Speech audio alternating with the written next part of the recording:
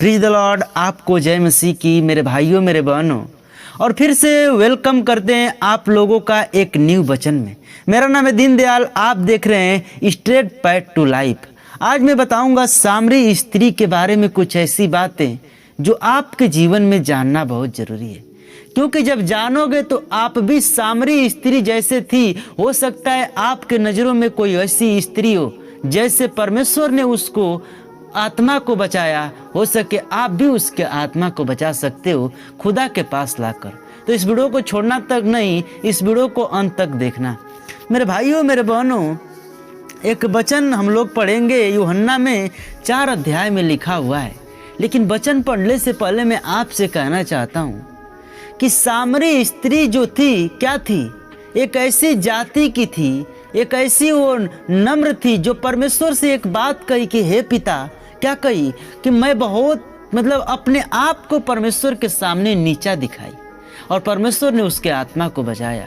मेरे भाइयों मेरे बहनों, लिखा है 4 में कि फिर जब प्रभु को मालूम हुआ कि फरीसियों ने सुना है कि यीशु यूहन्ना से अधिक चेले बनाता है और उन्हें बपतिस्मा देता है, यद्यपि यीशु स्वर्ग नहीं वरन उसके चेले बपतिस्मा देते थे, तब वह यहूदियों को छोड़कर फिर गलील को चला गया और उसको समरिया से होकर जाना अवश्य था। इसीलिए वह सुखार नामक समरिया के एक नगर तक आया जो उस भूमि के पास है जिसे याकूब ने अपने पुत्र यूसुफ को दिया था, और याकूब का कुआं भी वहीं था। अतः यीशु मार्ग का थका हुआ उस कुएं पर यूं ही बैठ गया। यह बात छठे घंटे के लगभग हुई। इतने में एक सामरी स्त्री जल भरने आई।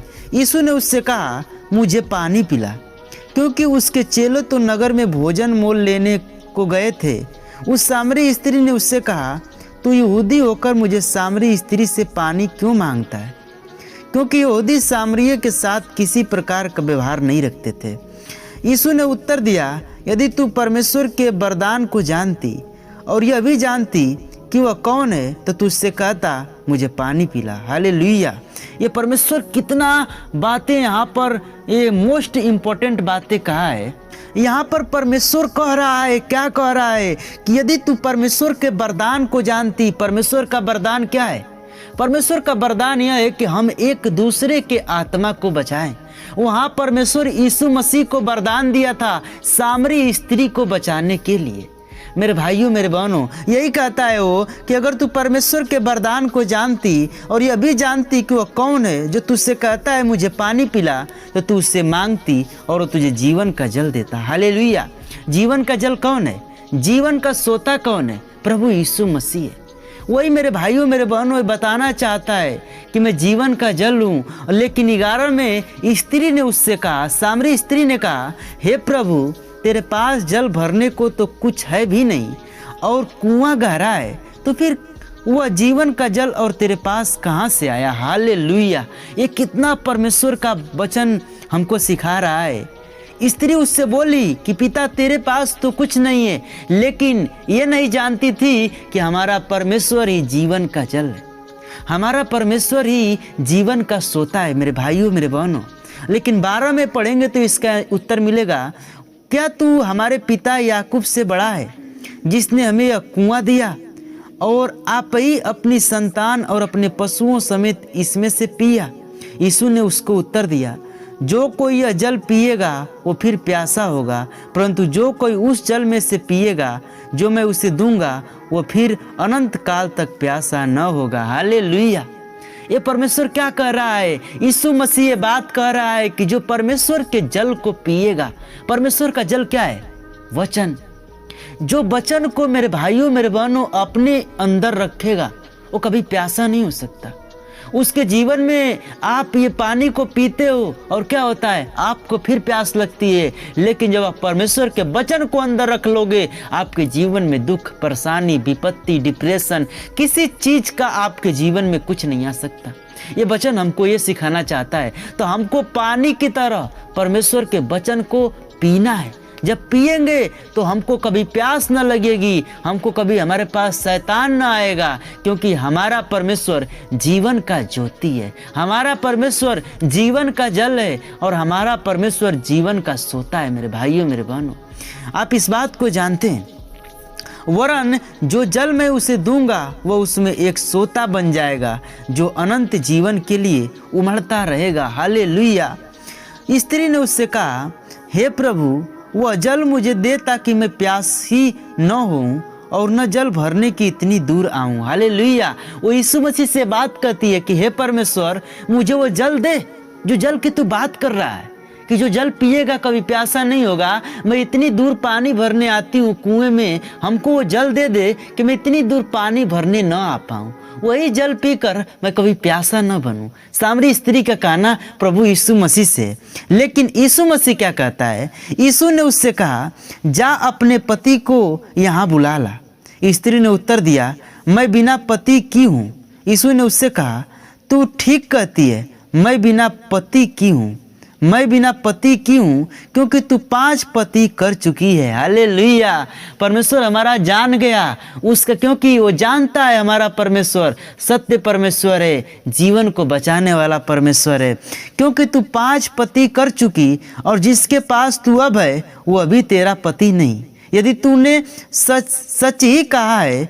स्त्री ने उससे कहा, हे प्रभु, मुझे लगता है कि तू भविष्यवक्ता है। हालेलुया।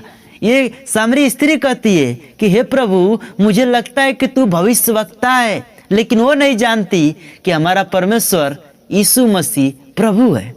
और 20 में कहती है, हमारे बाप दादों ने इसी पहाड़ पर आराधना की और तुम कहते हो कि वह जगह जहाँ आराधना करनी चाहिए यरूशलेम में है। हालेलुया। यीशु ने उससे कहा, हे नारी, मेरी बात का विश्वास कर कि वह समय आता है कि तुम न तो इस पहाड़ पर पिता की आराधना करोगे, न यरूशलेम में। तुम जिसे नहीं जानते उसकी आराधना करते हो और हम जिसे जानते हैं उसकी आराधना करते हैं, क्योंकि उद्धार यहूदियों में से है।